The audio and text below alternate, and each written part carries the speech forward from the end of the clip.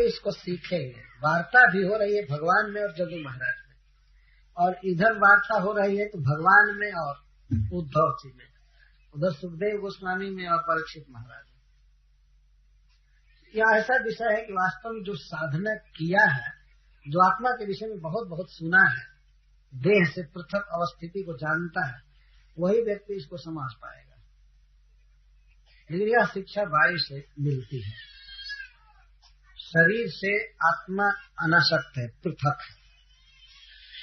आत्मा तो इस तरह से है ही, लेकिन आत्मदृक जो व्यक्ति आत्मदृक हो गया है, जोगी का विशेषण है आत्मदृक जोगी, जो आत्मा को देख रहा है, आत्मा को शरीर के धर्मों से शान कर नहीं देख रहा है, उपाधि से हीन करके जो अपने को देख रहा है, मैं कृष्ण का नित्य दास हूँ, मैं चिन्मय हूँ और मैं इस शरीर में अवस्थित हूँ, शरीर नहीं हूँ।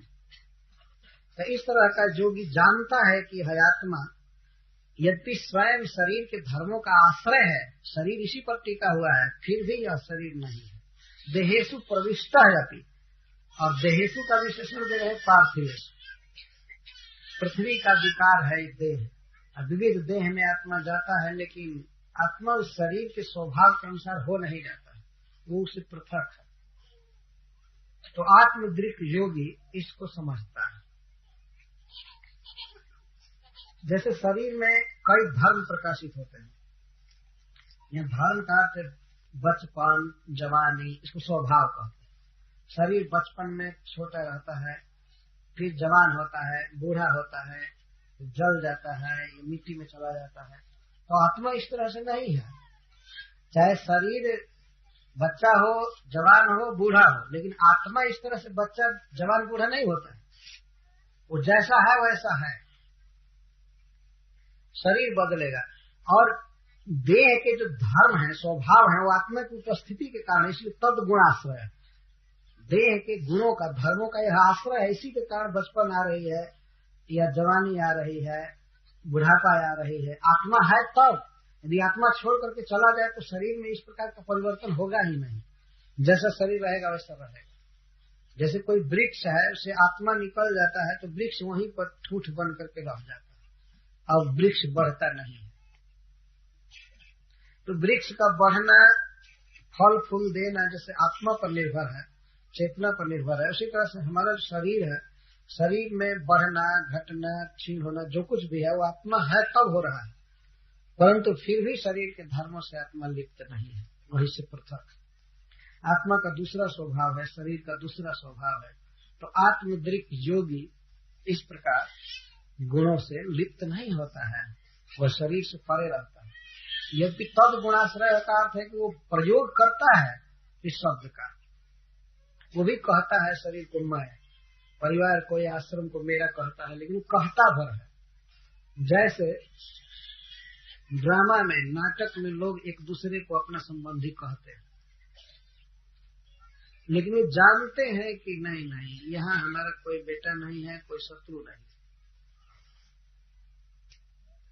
जैसे हम लोग पहले नाटक करते थे, रामलीला करते थे, तो कोई रावण बनता था, कोई हनुमान जी बनता था।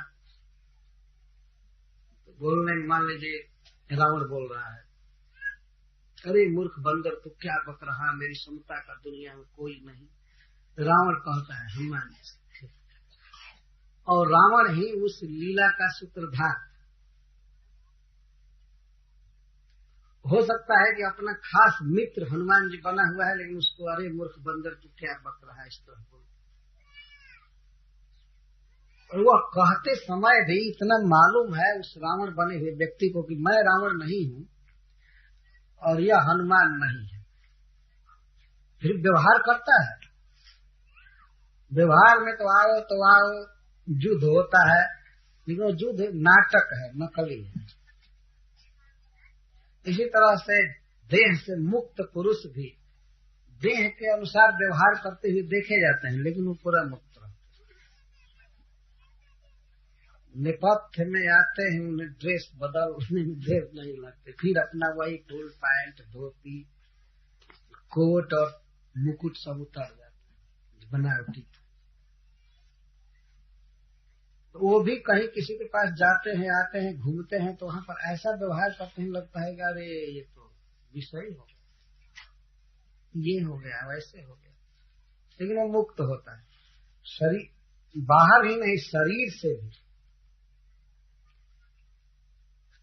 शरीर से बिल्कुल मुक्त होता है। किस तरह से? जैसे वायु गंध से अलग, गंधवान प्रतीत होता है वायु, प्रतीति ऐसी होगी कि गंध में, हवा में सुगंध है, ये है, वो है, वह, लेकिन वो बिल्कुल पृथक है। वो जो गंध है वो वायु का नहीं है, वायु का उत्पादन नहीं है, वायु परिणत नहीं हुआ है गंध के रूप में, गंध वह पृथ्वी का है और वायु से अलग है। तो इसी तरह से जो देह है यह पार्थिव है, यह भी पृथ्वी का है। और आत्मा क्या है? ममई वांशो जीव, वह चिद घन भगवान का अंश है, वह इस पृथ्वी का नहीं है। इस चेतना में जोगी हमेशा बना रहता है। ये वायु से सीखना चाहिए जोगी को। आत्मदृक योगी गुणैर न युज्यते। हम लोग भी हवा का बहना, सुगंध या दुर्गंध का अनुभव करते हैं, लेकिन कभी सोचते नहीं है कि ये गुरु हमको ये शिक्षा दे रहा है। तो पृथ्वी वायु आकाशम, पृथ्वी से 3 शिक्षा लिए, क्षमा, परात्मता और परोपकारिता। और पर्वत और वृक्ष। वायु से क्या क्या सीखे? संतोष, प्राण वायु से संतोष सीखे, और बाह्य वायु से कहीं भी अनासक्ति नहीं। और एक और बाह्य वायु से शिक्षा सीख रहे हैं, पुष्पों के गंध आदि के संबंध से, कि आत्मा देह से बिल्कुल भिन्न चीज है। यद्यपि वो प्रतीत होता है देहवान, देह जैसा, लेकिन वास्तव में देह से परे है। तो मुक्त योगी इस तरह से देखते हैं अपने को। अंतर्हितश्च स्थिर जंगमेषु ब्रह्मात्म भावेन समन्वयेन व्याप्त्या विवच्छेदमसंगमात्मनो मुनिर्नभस्त्वं विततस्य भावे। तो वायु से शिक्षा हो गई। अब आकाश से भी कुछ सीख लें। तो हो गया, ठीक है, हम यही बंद करते हैं, पूरा नहीं कर पाएंगे आकाश की शिक्षा। तो पृथ्वी से और वायु से जो शिक्षाएं मिली हैं उसको ध्यान में रखना चाहिए, विचार करना चाहिए। और आगे 22 गुरुओं की लाइन अभी लगी है। हरे कृष्णा।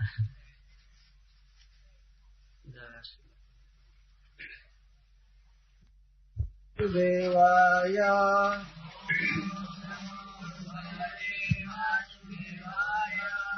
ओम नमो भगवते वासुदेवाय।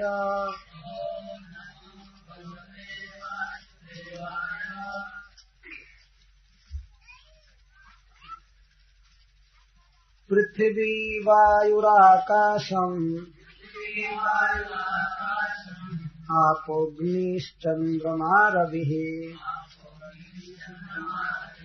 कपोतोज्गरः सिन्धुः पतंगो मधुकृद्गजः मधुहा हरिणो मीनः पिंगला कुररोर्भकः कुमारी शर्कृत्सर्पः पूर्णनाभिः सुपेशकृत् धीरो दैववशानुगैः तद्विद्वान् चलेत् मार्गात् अन्वशिक्षं क्षितेर्व्रतम् शश्वत्परार्थ सर्वेहः परार्थैकान्त संभवः साधु शिक्षेत भूभृतः नवशिष्यः परात्मताम् प्राणवृत्त्यैव सन्तुष्येन मुनिर्नैवेन्द्रियप्रियैः ज्ञानं यथा न नश्येत नावकीर्जेत वाङ्मनः विषयेष्वाविसंयोगे नानाधर्मेषु सर्वतः गुणदोष व्यपेतात्मा न विसज्जेत वायुवत् पार्थिवेष्विह देहेषु प्रविष्टस्तद्गुणाश्रयः गुणैर्न युज्यते योगी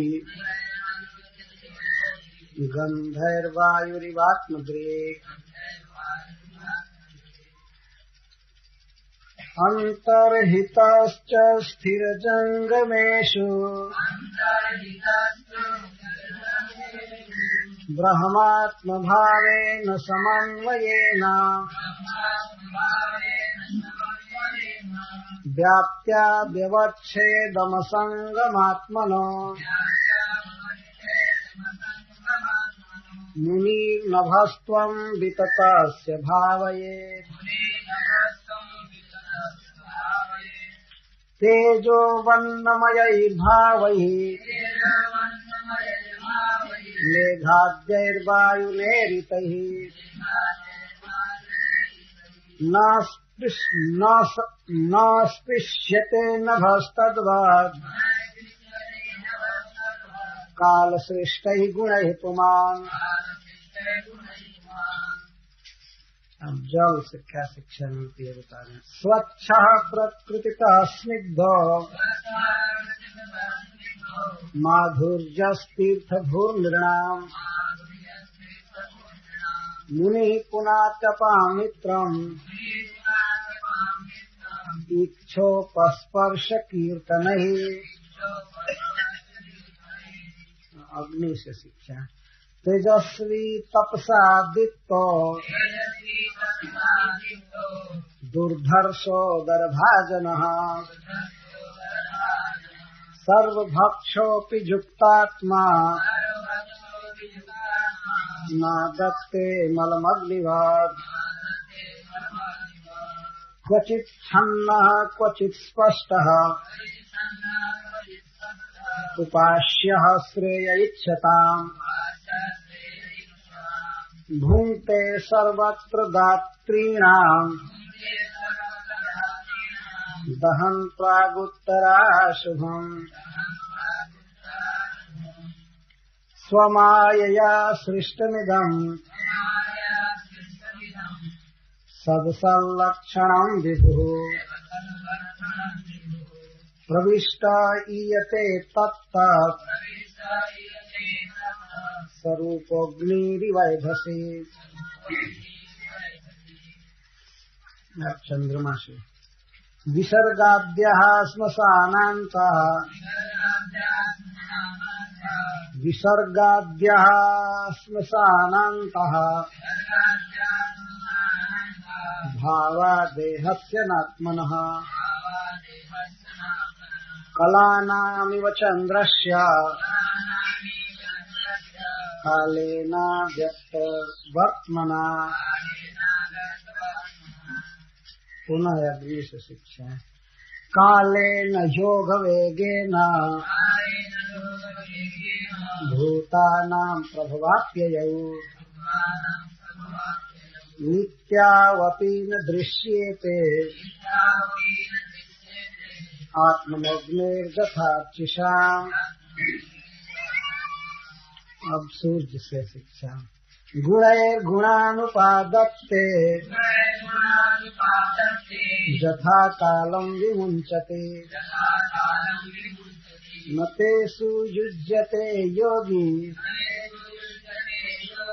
गोभिर्गायिव गोपतिः बुध्यते स्वेन भेदेन व्यक्तिस्था इव तद्गतः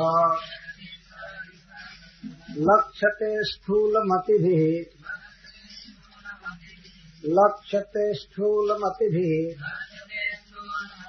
आत्मा चावस्थितोऽर्कवात् अंतर्हितः भीतर स्थित च और बाहर भी स्थिरजंगनेषु अचर और चर में एक जगह स्थित रहने वाले पदार्थों में और चलने वाले पदार्थों में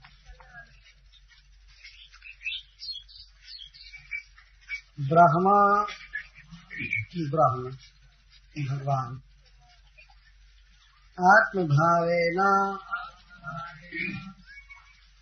अपने मन के भाव से समन्वयेन जो ब्रह्म तक पहुंचता है उसके द्वारा व्याप्ति द्वारा अव्यवच्छेदं परिच्छिन्नता शून्यता असंगम और असंग आत्मनः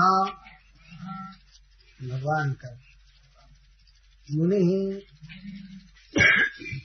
मननशील व्यक्ति नभस्त्वाम नभतुल्यत्व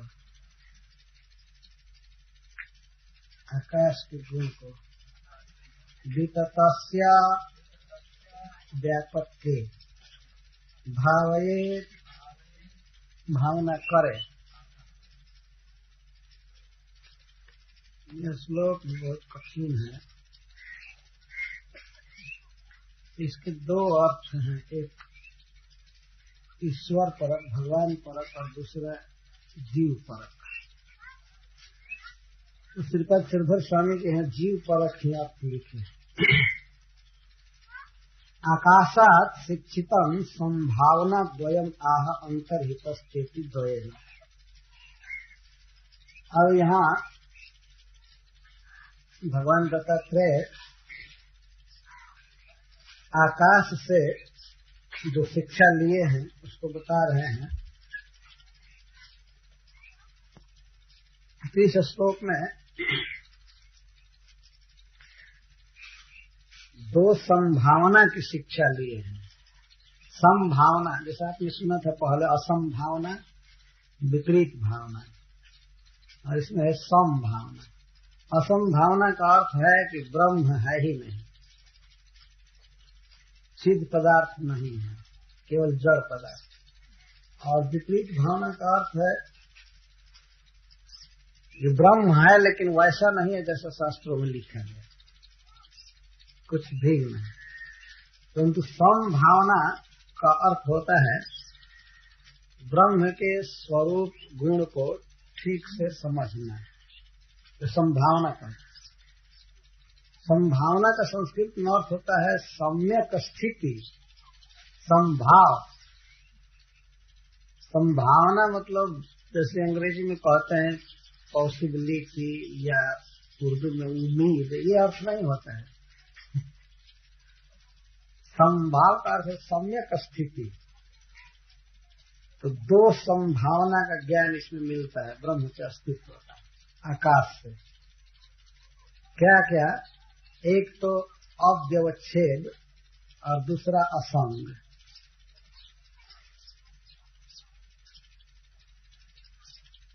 तो पहले आत्मा के अर्थ में इसको लिया जाए। आत्मा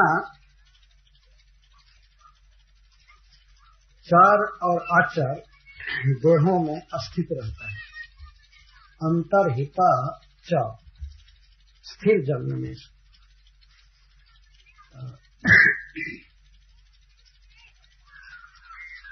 मतलब देह में प्रविष्ट होने पर भी मुनि को चाहिए कि वह विवेक से सर्वव्यापक आत्मा के अपने को स्थिर जन्म में सुसमन्वयेन वह देखे कि स्थिर है, अचर और चर सभी पदार्थों में मैं व्याप्त हूँ, और व्याप्त हो करके भी आकाश की तरह परिच्छेद रहित हूँ और असंग हूँ। परिच्छेद का अर्थ है कि जिसकी कोई सीमा नहीं, लंबाई चौड़ाई मोटाई या आयतन वर्गाकार ये सब कुछ नहीं। आकाश वास्तव में कुछ नहीं है, वस्तुएं इसमें रखी जाती है, जैसे चित्रकार रखा गया है, तकिया रखा गया है, तो इतना दूर आकाश कटा हुआ है, लेकिन वास्तव में वो कटा हुआ नहीं है। जब भी तकिया को हटा देते हैं पूरा आकाश वहां दे करते रहता है। तो जब यह है उस समय भी आकाश कटा नहीं है, और हटा देंगे तो बनेगा नहीं, जो कहते हैं इसको अव्यवच्छेद। आकाश है, इसमें अब बीच में घर उठा दिए या कुतुब मीनार बना दिए, इसका मतलब नहीं कि उतना दूर आकाश कट गया। आकाश रहेगा। अच्छा, और दूसरी असंगता कि आकाश में कोई भी वस्तु आवे, चाहे बर्फ आवे, चाहे आग आवे, अच्छा कोई वस्तु आवे, उन वस्तुओं के स्पर्श से आकाश अशुद्ध नहीं होता है। ऐसा नहीं कि हम मांस का लोथड़ा रख दिया गया, लटका दिया गया तो आकाश अशुद्ध हो गया। आकाश निर्लिप्त है, इसको असंग कहते हैं। इसी प्रकार से आत्मा विविध शरीर में रहता है, विविध जगह पर जाता है, लेकिन वास्तव में प्राकृतिक वस्तुओं से आत्मा में कोई कटाव छटाव नहीं होता है, और न तो वह कहीं सटता है। वास्तव में देह आदमी असंगो है यम आत्मा, यह आत्मा असंग है और अपरिच्छेद। अच्छा, इसका ब्रह्मात्म भावे न आत्मन न भस्त्वम भावे, आत्मन माने जीव का, मैं ब्रह्म हूँ, ब्रह्म से मेरा ऐक्य है, इस भाव से न भस्त्वम न तुल्यत्वम भावे। लेकिन ये अर्थ बैठता नहीं है मन में, अंततः इसका अर्थ भगवत परक ही होगा। लेकिन भगवत परक अर्थ करने में फिर अन्वय ठीक से हमारे समझ में नहीं आ रहा है, भाव तो समझ में आ रहा है। यहाँ भावेत शब्द से यह कहा गया है कि ये भावना करनी चाहिए किसको? मुनि को। कथम भूत मुनि अंतर्हित, जो देह में स्थित है उस मुनि को भावना करनी चाहिए। क्या भावना? विततस्य आत्मन, व्यापक आत्मा के नभस्त्व नभतुल्यता की भावना करनी चाहिए। आत्मा कहाँ व्याप्त है? स्थिर जंग में सु। क्या भावना करनी चाहिए? नभस्त्वम क्या है? अव्यवच्छेद और असंग। ठीक है, तो क्या हु बहु आत्मा आकाश ही है? नहीं, ब्रह्मात्म भाव है, न समझ लेंगे। ब्रह्मात्म भाव, चर अचर सभी वस्तुओं में भावना करनी चाहिए कि ये ब्रह्म है। ब्रह्म के अतिरिक्त इस संसार में कुछ भी नहीं है। सर्वम खल इदम ब्रह्म, समन्वेति इति समन्वय। जो समाया हो किसी वस्तु में उसको समन्वय कहते हैं। इस भाव से कि ब्रह्म है, जगत के रूप में परिणत है और वह ब्रह्ममय है, इस तरह से अपने को असंग और अविच्छेद्य अपरिच्छिन्न देखे।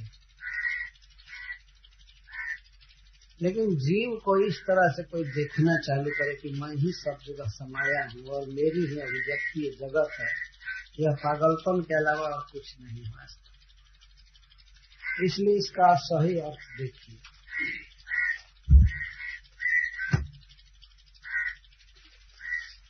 अणुर्हेष आत्मा इत्यादि श्रुति प्रतिपादित अन्वयेन, यहाँ समन्वय का अर्थ ये हुआ, समन्वयेन समन्वय के द्वारा अपने समन्वय के द्वारा भगवान को देखे। आत्मनः नभस्त्वम भावे, आत्मा माने परमात्मा के नभस्त्वम, आकाश जैसी नभ जैसी असंगता को, अपरिच्छेद को सोचे, इसका ही अर्थ है। तो समन्वय का क्या अर्थ है? समन्वय का अर्थ है कि अणुर ही ऐसा आत्मा इत्यादि श्रुति प्रतिपादित तस्यान्वयेन सर्वव्याप्य संभवात अणु स्वरूप से व्यापक स्वरूप है कि भावना की निरर्थकैव स्यात्, अन्वय करके देखे। तो श्रीपद श्रीधर स्वामी जी की टीका कोई काट रहे हैं, काट नहीं रहे, वास्तव में एक लाइन निकलती। जीव गोस्वामी जी और श्रीपद विश्वनाथ चक्रवर्ती पाद जी भी इसका भगवत पर किए। सिद्धांत प्रदीप में श्रील सुखदेव जी टीकाकार हैं, वे कहते हैं कि अणुर ही एस आत्मा, जहाँ जीवात्मा का वर्णन किया गया है तो वहाँ कहा गया है यह अणु है। तो जो अणु है उसके लिए सर्वव्याप्ति असंभव है। जीव के लिए कभी भी नहीं कहा गया है कि अणु रणीयन महतो महीयन। भगवान के लिए कहा गया है कि भगवान अणु से अणु है और महान से महान है, लेकिन जीव के लिए हमेशा यही बात कही गई है कि यह अणु है, छोटा है। तो जो अणु है वह सब जगह व्याप्त नहीं हो सकता है। तो अणु स्वरूपस्य और व्यापक स्वरूपस्य की भावना भी निरर्थिका है अवश्य। तो कोई कहे कि ठीक है आत्मा जीव अणु है, लेकिन इसको व्यापक ब्रह्म के साथ ऐक्य भावना करने में क्या दोष है? जीव को अगर यह कोई सोचे कि मैं भगवान हूं तो क्या हानि है? तो इस पर सुखदेव जी कहते हैं कि यह जो भावना है वो निरर्थिका है, इसमें कोई अर्थ नहीं है। नहीं परमाणु मेरु भवन या मेरुर भवती।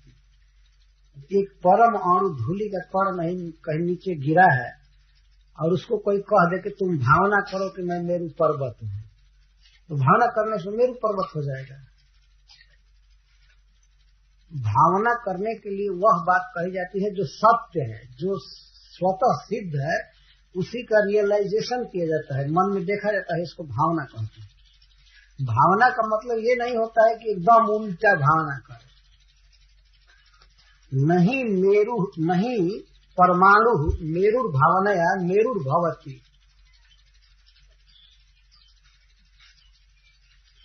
और कोई मूस है और उसको कोई कहे तुम भावना करो कि मैं पहाड़ हूं क्योंकि मैं मोटा हो गया हूं, तो मूस मोटा ही लोढ़ा हो, लोढ़ा होगा ज्यादा से ज्यादा भावना कर, और क्या होगा? जीव की भावना की जाए कि आकाश की तरह परिच्छेद रहित है और निर्लिप्त है, असंग है, ये है वो, बात बैठती नहीं। वास्तव में भगवान के लिए यह ज्ञान लेना चाहिए। अच्छा, तत्त्वमसीति वाक्यम तु अंश भूतस्य आत्मनो अंशिक पृथक अवस्थाना भावात अवस्थाना भेदम वदति न तो स्वरूपतः ऐक्यम अन्यथा सर्वम खलविदम ब्रह्म इति अनेनापि सर्वस्य चेतना चेतनस्य स्वरूपैक्यम प्रसज्य। तब कोई तर्क करे कि यह वेद में क्यों लिखा गया है कि तत्त्वमसि, वह तुम हो।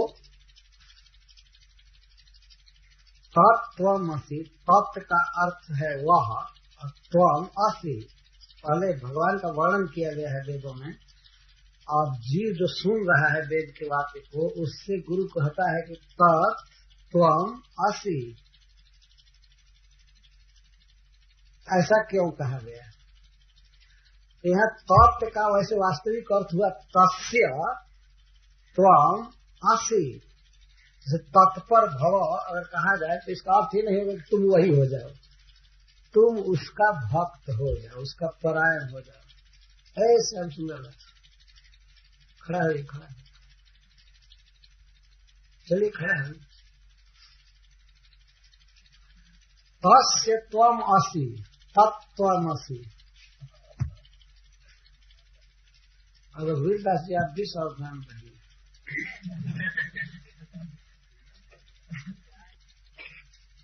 तत्त्वमसि तुम वही हो, यह भी अर्थ ठीक है, और तस्य त्वमसि यह भी अर्थ ठीक है। तो तत्त्वमसि तुम वही हो, इसका क्या अर्थ है? इसका अर्थ है भाव है। ये दोनों एक दूसरे से स्वतंत्र रह ही नहीं सकते। जैसे सूरज और सूरज की किरण, ऐसा नहीं होगा कि अलग अलग रहे। सूरज के बिना भी सूरज की किरण बनी रहे, ऐसा नहीं हो सकता। तो पृथक अवस्थान का अभाव है, इसीलिए अवस्थाना भेदम बदलती। अवस्थान में अभेद दिखाने के लिए कि दोनों एक ही, ये दोनों संयुक्त हैं, इसलिए कह दिया जाता है तुम वह हो। तो इसका वास्तविक अर्थ हुआ तस्य त्वमसि, तुम उनके हो, भगवान के हो।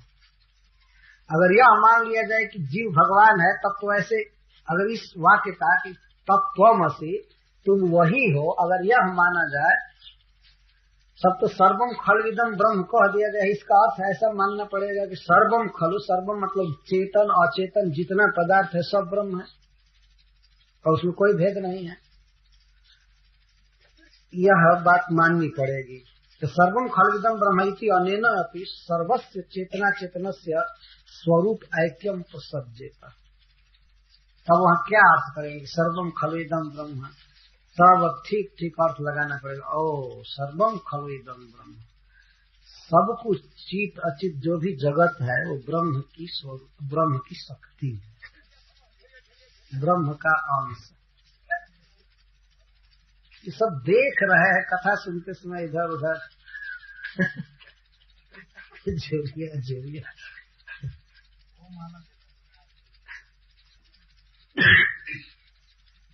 तो यहाँ पर वास्तविक अर्थ है भगवान।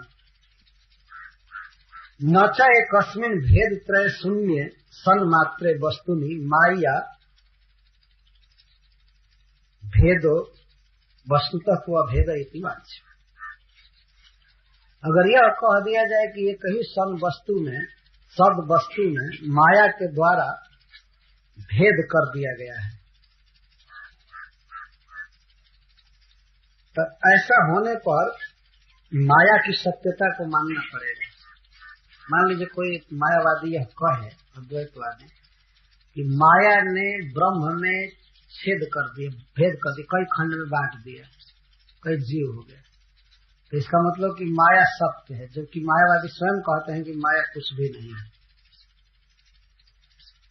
अगर माया की सत्यता को मान लीजिए कि ब्रह्म में उसने भेद कर दिया है, तो अद्वैत सिद्धांत भंगा पत्ते, अद्वैत सिद्धांत भंग हो जाएगा अपने आप। मिथ्यात्वे तो भेदकत्वा संभवात, और अगर माया को मिथ्या मान लिया जाता है तो भेद करने में संभव नहीं है, तो ऐसे भेद नहीं हो सकता है। वास्तव में ब्रह्म ही कट छट करके जीव नहीं हो गया है, उसकी शक्ति जीव के रूप में परिणत है। अगर माया को मिथ्या मान लेते हैं तो ऐसे भी वो भेद करने में, ब्रह्म को बांटने में असमर्थ है। तो अनिर्वचनीयत्व माया भ्रांतत्व न मायावादी न भ्रांतत्व तन्मुखे नहीं स्यात्। इस प्रकार से अनिर्वचनीय अगर ये कह दें, अगर मायावादी ये कह दे कि माया अनिर्वचनीय है, कहा नहीं जा सकता कि मिथ्या है कि सत्य है कि क्या है, तो ऐसा कह देने पर तब तो मायावादियों की भ्रांति अपने आप सिद्ध हो जाएगी कि माया को भी नहीं जानते हैं। अनिर्वचनीय कह देना मतलब भ्रांत, तो अपने मुख से ही मायावादी अपनी भ्रांतता को स्वीकार कर लेंगे। विशेष रूप से यदि मायावाद निराश को देखना हो तो हमारे ग्रंथ में देखिए, मायावाद निराकरण विस्तर पराभिमताध्यास गिरि वज्रे द्रष्टव्य। एक उन्होंने पुस्तक लिखा है लिखे, उसका नाम है पर अभिमत अध्यास गिरि वज्र। वैष्णव मत के अलावा मायावाद को स्वीकार करते हैं, परमत कहते हैं, परमत वो केवल अध्यास मात्र है, तो पर मत के अध्यास रूपी पर्वत पर वज्र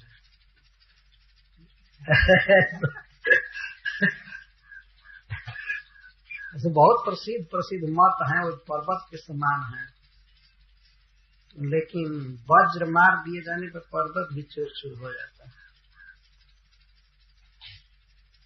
वैसे श्रीपाद श्रीधर स्वामी अपनी टीका में कभी कभी मायावाद की बात इसलिए दिए हैं कि मायावादी भी भागवत पढ़े, कुछ खुश रहे। नहीं, अद्वैतवादी उनकी टीका से प्रकट होता है।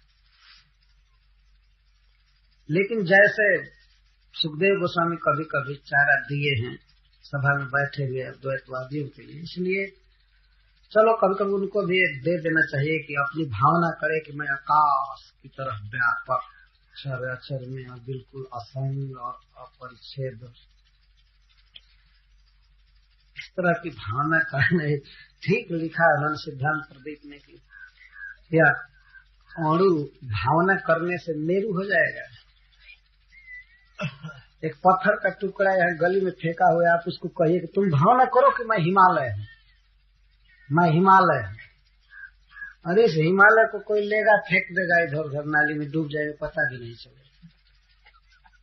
भावना करो कि मैं भगवान हूँ, ब्रह्म हूँ। क्यों ऐसी भावना की जाए? गलत। तो इसमें शिक्षा है कि मुनि को भावना करनी चाहिए। मुनि भावयत, क्या भावयत? यह भावना करे कि भगवान आकाश की तरह अव्यवच्छेद, भगवान में व्यवच्छेद नहीं है, मतलब सीमा नहीं है, परिच्छिन्नता नहीं है, और असंग, व्याप्य संस्पर्श तो रहितम। व्याप्त कहते हैं जिनमें यह आकाश व्याप्त होता है, उनके संग से रहित है, वो स्पर्श नहीं है उसका। तो बर्फ का टुकड़ा आकाश में लाएंगे तो आकाश ठंडा नहीं हो जाएगा, आग जलेगी तो आकाश गर्म नहीं होगा। कोई भी वस्तु हो उसको न तो आकाश छूता है, न कटता है, न बढ़ता है। इसी प्रकार ब्रह्म है, भगवान है। आत्म भावे न, अपने मन के भाव से ये बात भावना करनी चाहिए। आत्मा मन मन और भाव मन विचार। आत्म भावे न समन्वय न, और समन्वय का अर्थ है कि वेद में जो बात कही गई है उसका अन्वय करके बढ़िया से समझ करके उन श्लोकों को या गुरु के मुख से सुन करके मन में भाव उठता है, भगवान के प्रति प्रेम होता है, उस प्रेम भाव से भगवान को महान मान करके उनकी बृहत्ता को की भावना करे। ब्रह्म की जो सब तरह से रूप गुण आदि में महान है। अहो भाग्यम नंद गोप ब्रजौ किसान जन मित्रम परमानंदम पूर्णम ब्रह्म समेत। ब्रह्म माने भगवान कृष्ण। तो अपने मन के भाव, मनसी जो भाव तेन आत्म भावे न भस्तुम भावे, ये भावना करें कि भगवान इस तरह से है। भगवान सर्वव्यापक है, लेकिन व्याप्य वस्तु के गुण दोष से प्रभावित नहीं है। अब आकाश का उदाहरण लेकर के आप कहीं भी विचार कर सकते हैं। आकाश में पेड़ उगे हैं, पृथ्वी है, यह एक ही पृथ्वी नहीं है, अनंत कोटि लोक हैं, भरे पड़े हैं, और भिन्न भिन्न प्रकार के प्राणी हैं, भिन्न भिन्न प्रकार के वातावरण उपस्थित होते हैं। कभी गुब्बारा छोड़ते हैं, कभी बम पटकते हैं आकाश में, कभी कुछ करते हैं, कभी कुछ करते हैं, ऐसा आगे वर्णन आ रहा है। इस तरह से होता है, लेकिन न तो आकाश इन आकारों से कभी कटता है और न तो इनके संस्पर्श से युक्त होता है कभी। इस तरह भगवान के भीतर ही यह जगत रचा जाता है। गीता में बारंबार भगवान कहते हैं कि मतस्थानि सर्वभूतानि, मेरे भीतर सभी जीव हैं, सब कुछ अनंत कोटि लोक प्राकृत शक्ति सब कुछ भगवान के भीतर है, लेकिन फिर भी भगवान आकाश की तरह इससे निर्लिप्त है। या भगवान जब अवतार लेकर के आते हैं तो यद्यपि देखने में लगता है कि वे प्राकृत जगत में हैं, घूम रहे हैं, प्राकृत आकाश में हैं, लेकिन फिर भी यहाँ के प्राकृत संस्पर्श से शून्य, उन पर कोई असर नहीं होता है। यह भावना करनी चाहिए मुनि को ये भगवत तत्व विज्ञान। तो दो शिक्षा आकाश से मिली कि भगवान पर जब भी विचार करना हो, अपने मन में भाव उठे, तो यही देखना चाहिए कि भगवान आकाश की तरह सर्वव्यापक हैं, परंतु फिर भी भिन्न भिन्न वस्तुओं के आकार आदि से उनमें कोई परिच्छेद नहीं है, कटाव नहीं है, सीमा नहीं है। और इसके साथ ही साथ जितनी भी वस्तुएं आकाश में हैं, जैसे आकाश का उनसे कोई संस्पर्श नहीं है, वैसे भगवान में भी कितनी भी प्राकृतिक वस्तुएं उत्पन्न हो, कितना भी प्राकृतिक जगत रचा जाए, कुछ भी हो, भगवान को टच नहीं कर पाते हैं। ये शिक्षा है। ऐसे प्रहलाद महाराज ने भी भगवान की उपमा आकाश से दी है, छिद्रवत्स। वे कहते हैं कि हे असुर बालकों, तुम ये मत सोचो कि भगवान दुर्लभ है। वास्तव में भगवान सर्व सुलभ। यद्यपि भगवान सबसे महान है, लेकिन समस्त प्राणियों के लिए सबसे अधिक सुलभ है।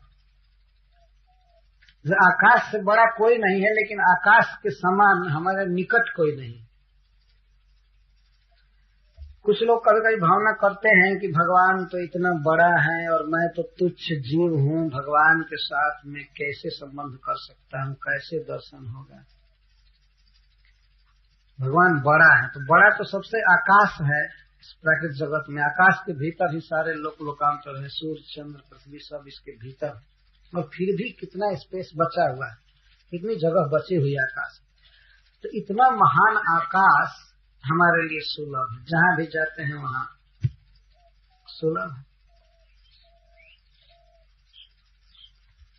तो इस तरह आकाश की विशालता, अपरिच्छिन्नता और असंगता को देखकर भगवान में इन गुणों की भावना करनी चाहिए। नभस्तोम भावे। ठीक है, बैठिए, लेकिन बीच में आवृत्ति नहीं होनी चाहिए। तेजो वन्नमयैर्भावैर्मेघाद्यैर्वायुमेरितैः न स्पृश्यते नभस्तद्वत् काल सृष्टैः गुणैः पुमान्। पुनः यहाँ अर्थ भगवान होगा। पुमान माने आदि पुरुष भगवान कारणोदक्षाई। पुमान शब्द से वही प्रसिद्ध है। ऐसे पुमान का अर्थ जीव भी होता है। तो एक बार जीव अर्थ लेंगे, लेकिन जीव अर्थ वास्तव में बैठता नहीं है, इसलिए उसकी चर्चा हम लोगों के लिए करना ही ठीक नहीं। इसलिए भगवत परक अर्थ लेते हैं। नभः जदवत, जैसे तेज अप अन्नमय भावई। भाव माने वस्तु, स्थिति। तेज का अर्थ है आग, और अप का अर्थ है आपका जल, और अन्न, अन्न का अर्थ है पृथ्वी। अग्नि, जल और पृथ्वी मय वस्तुओं से, ऐसी वस्तुओं से जिसमें आग, जल और पृथ्वी हैं, ऐसी विविध वस्तुओं से आकाश भरा हुआ है, विविध लोकों में, इस पृथ्वी पर भी। इसके साथ ही वायुना ईरित ही मेघाद्य ही, वायु के द्वारा प्रेरित मेघ आदि से एक घिरा, मेघ आदि इसके बीच रहते हैं। मेघ मतलब बादल, और आदि मतलब धुआं, वज्रपात, वर्षा, कुहासा, कई तरह के वातावरण इस आकाश में होते हैं। लेकिन इन सबके द्वारा तेज अप अन्नमय भावय और वायुना ईरित मेघाद्य नभ जदवत न स्पृश्यते तदवत काल सृष्ट गुणै पुमान न स्पृश्यते। काल के द्वारा इस जगत की सृष्टि होती है, भगवान स्वयं ही करते हैं, लेकिन वे इस सृष्टि के गुण दोष से लिप्त नहीं होते हैं, कुछ भी उन पर प्रभाव नहीं होता है। जैसे आकाश में बादल छा जाते हैं वर्षा काल में, कुहरा छाता है जाड़े में, ये धूल छाती है कई तरह से, लेकिन आकाश फिर भी उनका स्पर्श नहीं करता है। जीव परक भी और थोड़ा पढ़ लें। किंच अन्यत आकाश शिक्षितम कूटस्थस्य आत्मनो नागमापाई देहादि संबंध इत्यर्थ। आत्मा कूटस्थ है। कूटस्थ का अर्थ होता है निर्विकार। तो निर्विकार आत्मा का आगमापाई देहादि के साथ कोई संबंध नहीं। ये देह मिलते हैं और चले जाते हैं। वो आगम माने आने वाले, अपाय माने जाने वाले। देह आने वाला है, जाने वाला है। आत्मा को देह मिलता है, परिवार मिलता है, बहुत से वातावरण मिलते हैं, लेकिन वास्तव में आत्मा का इनसे कोई संबंध नहीं है। अग्नि, जल और पृथ्वी मय वस्तुओं से जो काल के द्वारा सृष्ट होती हैं, इन देह आदि से पुमा न स्पृश्यते इति नभोवत संभवती इति। आकाश की तरह ये सोचना चाहिए कि आत्मा का इससे स्पर्श नहीं होता, लेकिन स्पर्श नहीं होता है जीव का। स्पर्श तो छोड़िए, वो अपने को ही देह मान करके जीवन भर जीता है। भूमि से, आग से, जल से संपर्क है, फंसा हुआ है जीव ने। इसलिए जीव के लिए यह अर्थ बिल्कुल ठीक बैठता नहीं। और न तो वो आकाश की तरह बड़ा है, परंतु एक माने में वो आकाश है कि इसको अनंत शरीर मिले होंगे अब तक और मिलेंगे, फिर भी उन शरीरों से वास्तव में टच नहीं होता है।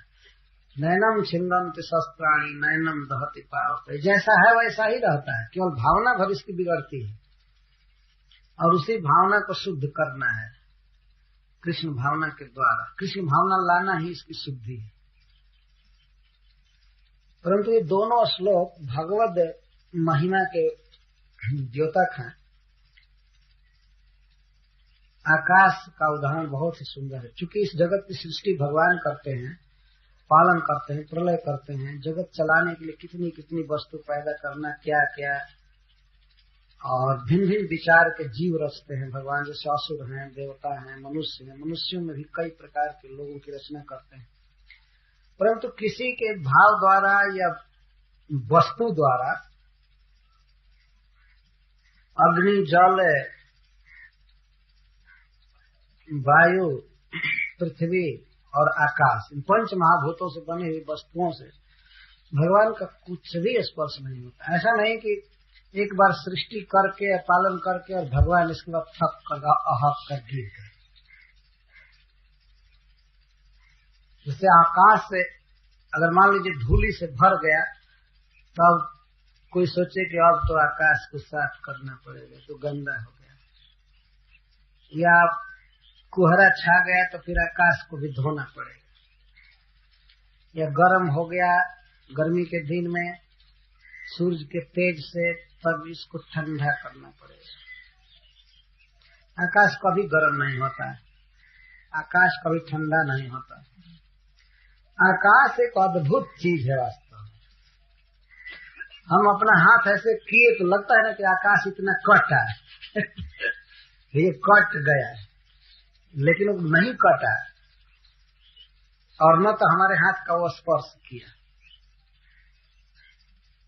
जब प्राकृत वस्तु भी इस तरह से निर्लिप्त हो सकती है, इन आने जाने वाली अनित्य वस्तुओं से संबंध नहीं है आकाश का, तो फिर भगवान का क्या संबंध हो सकता है? भगवान कितने विलक्षण है। तो भक्त को चाहिए कि वह इस तरह से आकाश को देख करके भगवान के इस गुण की स्मृति करे। न स्पृश्यते, और जीव तो कोई थोड़ा सा काम करता है, आकाश के एक कोने को घेर लिया घर बना करके, तब उसी घर में ममता हो जाती है। और घर अगर गिर पड़े तो अब कहा जाए कि न स्पृश्यते, और टच नहीं करता है तो ये तो बेकार ही। हमेशा वो इसी प्राकृतिक वस्तुओं में अहम ममेती करता रहता है। अतः भगवान की का स्मरण करना चाहिए। ये जितनी वस्तुएं हैं काल सृष्टि, काल के द्वारा उत्पन्न की गई। जैसे जाड़े में कोहरा, वर्षा काल में बादल आदि, तो इसी तरह से भगवान काल के द्वारा सृष्टि करते हैं, अपने भीतर ही करते हैं, आत्मा नहीं, लेकिन फिर भी वे प्राकृत वस्तुओं के स्वभाव से कलुषित नहीं होते हैं, तो उसका स्पर्श उनको नहीं होता। पुमान मतलब कारणोदकशाही भगवान परमेश्वर।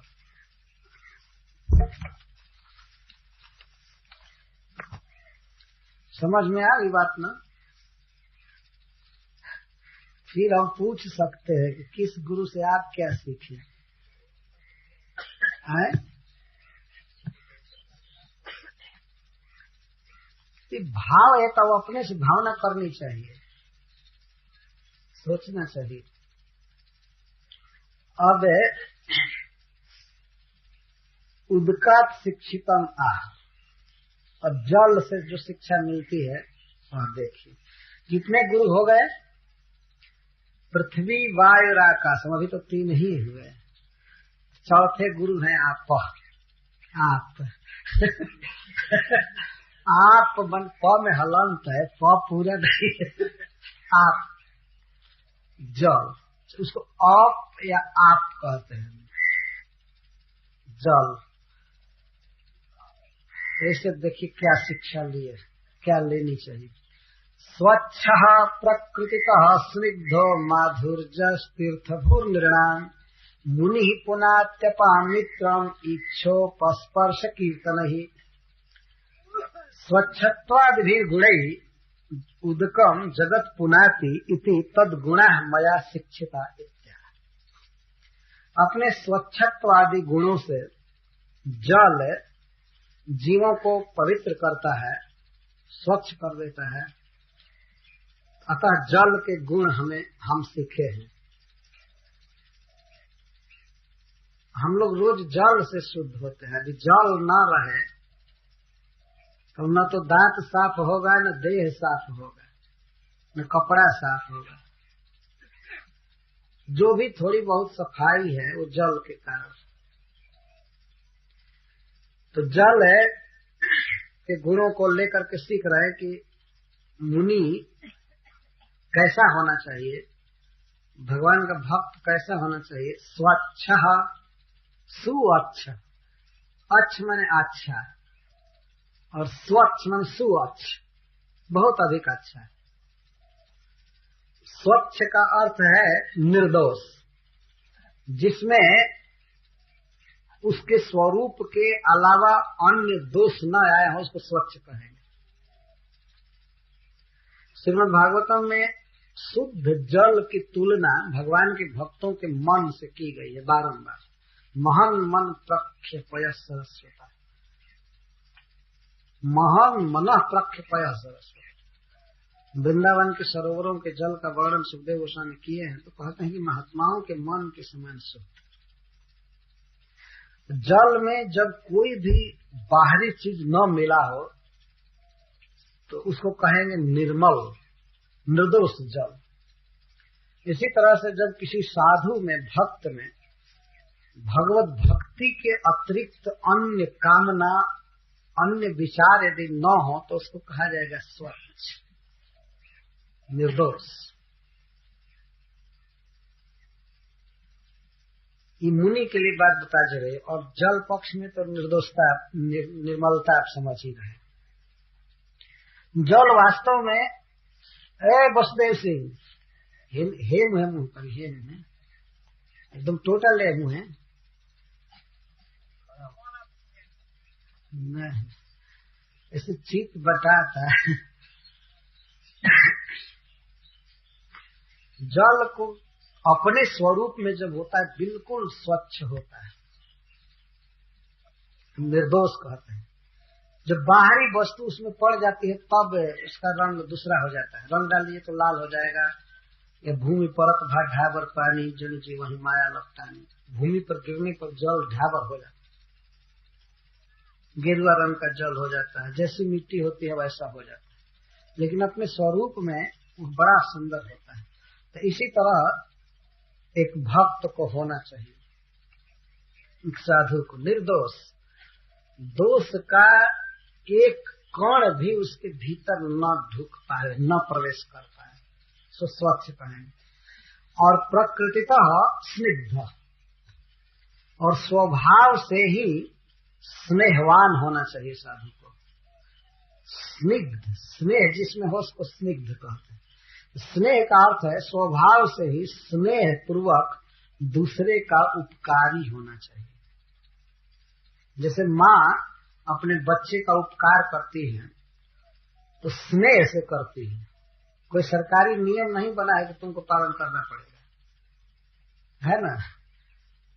मान लीजिए आप किसी होटल में जाएं और होटल में कोई नौकर आपको भोजन ला करके देता है, तो वह नौकर किस भावना से प्रेरित होकर देता है? मालिक उसको नियुक्त किया है, उसको वेतन देता है, तो सोचता है कि मैं ठीक से भोजन परसूंगा तो हमको वेतन मिलेगा। लेकिन उसके भीतर उस व्यक्ति के प्रति स्नेह नहीं होता है जो खा रहा है। परंतु जब माँ भोजन परोसती है या घर में और जैसे कोई पत्नी है भोजन परोसती है, तो उसके अंदर स्नेह होता है। पैसा कमाने के लिए, होटल में नौकरी बजाने के लिए वो भोजन नहीं बनाती है न परोसती है, स्नेह से चालित होती है। तो इसी तरह से मुनि, योगी, साधु व्यक्ति स्वभाव से ही स्नेहवान होते हैं दूसरे जीवों के प्रति। वे ऐसा नहीं कहते ये सब माया है, भागो, छोड़ो, ये करो, ये करो, वो करो। स्वाभाविक ही स्नेह। जैसे जल स्वभाव से ही बहने वाला स्वभाव का होता है, बहता है। जो बहे, चिकना हो और बहे उसको स्निग्ध कहते हैं। आप जल यहाँ छोड़िए तो जल बहने लगेगा, इसको अनुगमन कहते हैं। तो सबके स्नेह से सेवा करना, खास करके गुरुजनों के प्रति अनुगामी होना, जीवों के प्रति अनुरागवान, गुरु के प्रति अनुगत्य, इसको स्निग्ध कहते हैं। ब्रूयो ही स्निग्धस्य शिष्यस्य गुरवो गुह्यमः, सहज प्रेम भाव सेवा। तो इस प्रकार का साधु होना चाहिए। और कैसे स्नेह हो उसके प्राणियों, उसमें प्राणियों के प्रति प्रकृति तो, जिसमें प्रकृति से ही, स्वभाव से ही स्नेह है, किसी के सिखाने से बताने से नहीं। जैसे जल में, हरिबोल रामचरण दास, ठीक से बैठिए।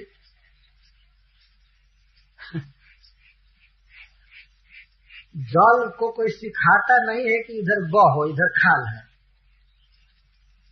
है ना। आप केवल मुंह ही काट देते हैं, वो बहने लगता है, खाल देख करके, नीच भूमि देख करके बहने लगता है। तो वैसे ही जिस व्यक्ति के हृदय में स्वाभाविक ही स्नेह होता है किसी दुखी के प्रति, किसी अभावग्रस्त व्यक्ति के प्रति, किसी अज्ञानी के प्रति, इसको ज्ञान देना चाहिए, इसको भोजन देना चाहिए, इसको कपड़ा देना चाहिए, इसको सुखी करना चाहिए, तो इसको स्नेह कहते हैं। वह किसी के बताने से नहीं, स्वरूप ही ऐसा साधु का होता है कि उसका चित्त द्रवित हो जाता है और दूसरे से स्नेह करता है। जैसे जल अपने आप बहने लगता है खाल जमीन की ओर। तो इसी तरह से सज्जन को चाहिए कि वह दूसरे के प्रति स्नेह करे। माधुर्य का अर्थ है सुख हेतु, सुख का कारण। और सिद्धर स्वामी जी इसको कहते हैं मधुरा लापी। जैसे जल जब बोलता है तो बहुत मधुर बोलता है। अपने आप में जल बोलता नहीं है, लेकिन जब कहीं चलता है, खास करके निर्झर आदि में गिरता है, तो जल की आवाज बहुत सुंदर लगती है। उससे उद्वेग नहीं होता है, डिस्टर्बेंस नहीं होता है, बड़ा सुंदर आवाज करता है। इसी तरह से साधु को जब बोलना हो तो बहुत मधुर बोले। धोखा देने के लिए मधुर नहीं, बहुत सुख देने के लिए दूसरों को मीठा बोले, गाली गलौज न करे कभी। रे तुकार, गाली गलौज, कर्कश न बोले। जल जैसे मधुर बोलता है, मधुर आलाप करता है। इस तरह से उसका जो ही व्यवहार है, देखना है, सुनना है, चलना है, बिल्कुल मधुर होना चाहिए। और नृणाम तीर्थ भू, और मनुष्यों के लिए तीर्थ का स्थान, भक्ति के उपदेश से लोक पावन है, यह अर्थ है। जल तो अपने आप में तीर्थ है ही, जल पक्ष में तो अर्थ करने की कोई आवश्यकता नहीं। तीर्थ, तीर्थ का अर्थ तार देने वाला, जल ही वास्तव में तारता है। बड़े बड़े तीर्थ है जैसे गंगा जी हैं या बिंदु सरोवर है, राधा कुंड है, वो तीर्थ भी वास्तव में जलमय है, वह जल पावन करता है। और ऐसे भी हमारे चंपाकल का जल है या कुआं का जल है, यह जल हम लोगों को रोज रोज तारता है। जब सो करके उठते हैं हम लोग तो मुर्दा जैसे रहते हैं, लेकिन जल हम लोगों को पवित्र कर देता है। करता है कि नहीं? सवेरे उठी और कोई कहे कि नहीं नहीं नहीं, सबसे बड़ा तीर्थ भागवत है और भगवान का नाम है, यही तारेगा, और नहाइए मत, तो 2-4 दिन में तो तर ही जाएंगे अस्पताल जाकर। तो वास्तव में तार रहा है जल। हम आंख धोते हैं, दांत धोते हैं, मुंह धोते हैं और कपड़ा धोते हैं, पीते हैं,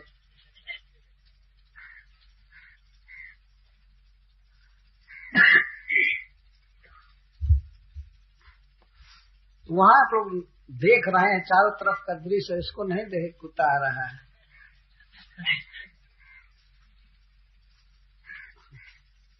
तो जल के बर्तन पर, जल के